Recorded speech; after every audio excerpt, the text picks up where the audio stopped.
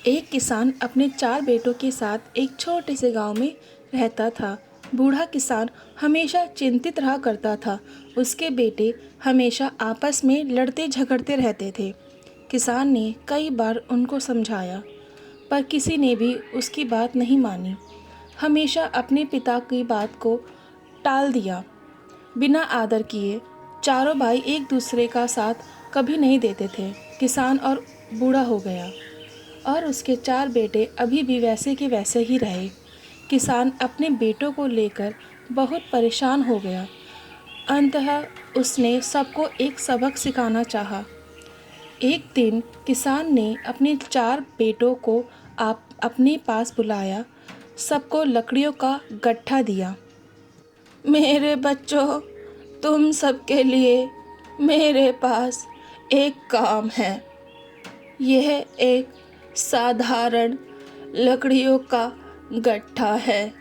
मैं चाहता हूँ कि तुम इस गट्ठे को 2 हिस्सों में तोड़ दो। सबको ऐसा करने का एक एक मौका अवश्य मिलेगा। सच में पिताजी, ये तो बहुत ही आसान है। तुम तो ये कर ही नहीं सकते, कोशिश भी नहीं करना। मैं तो सबसे बड़ा पहलवान हूँ और एक क्षण में तोड़ सकता हूँ। क्या मजाक है। ये सबको पता है कि सिर्फ मैं ही यही कर पाऊँगा। अच्छा, बस करो अब। मैंने यहाँ तुम लोगों को लड़ाई करने के लिए नहीं बुलाया। जैसे मैंने कहा वैसे चुपचाप करो। सबसे पहले बड़े बेटे ने लकड़ियों के गट्ठे को तोड़ने की कोशिश की। लकड़ियां ना टूटने की वजह से वह हैरान हो गया। उसने बहुत जोर लगाया और सांस लेने भी रुक गया, पर गट्ठा नहीं टूटा। अंत में उसने हार मान ली। दूसरे भाई ने भी कोशिश की, पर वो भी असफल हुआ। गुस्से में आकर उसने लकड़ियों को नीचे फेंक दिया। बाकी के 2 भाइयों ने भी पूरा दम लगाकर लकड़ियों के गट्ठा तोड़ने की कोशिश की, पर वो भी असफल हुए। सब लोगों ने हार मान ली और पिताजी से पूछने लगे, ये तो बकवास है पिताजी, वैसे आपने हमको ये करने को बोला ही क्यों? किसान ने कुछ नहीं कहा। उसने लकड़ियों का गट्ठा लिया, उनको अलग किया और एक एक लकड़ी को अपने सारे बेटों को दे दिया। अब तोड़ने की कोशिश करो। इस बार सबने आराम से लकड़ी को तोड़ दिया।